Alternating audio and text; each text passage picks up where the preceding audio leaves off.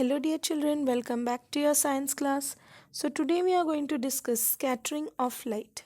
Scattering is nothing but bouncing of electromagnetic radiation by atoms, molecules which they are propagating. Amount of scattering is inversely proportional to the fourth power of wavelength of electromagnetic radiation.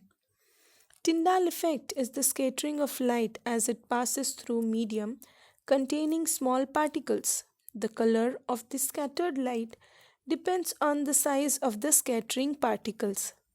Very fine particles scatter mainly blue light, while particles of larger size scatter light of longer wavelengths.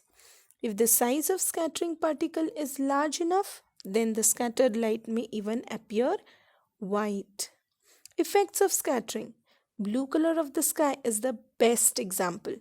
When white light from the sun passes through Earth's atmosphere, the fine particles in the air scatter the blue color, which has short wavelength. More strongly than red, the scattered blue color enters our eyes and the sky appears blue.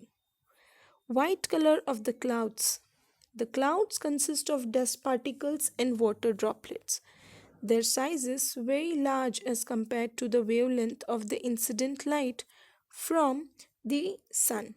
So there is very little scattering of light. Rather, all wavelengths are scattered nearly equally. Hence, the light which we receive through the clouds has all the colors of light. As a result, the clouds appear white. Sun appears reddish at sunset or sunrise. At sunrise and sunset, when sun is near the horizon, the light rays have to travel a long distance through the earth's atmosphere than when the sun is overhead. So less blue is scattered when sun is overhead. As a result, sun itself looks white whereas sky around it as blue.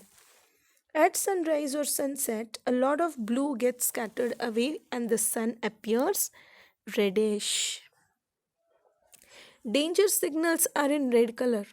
Due to its longer wavelength, red color is least scattered by fog or smoke.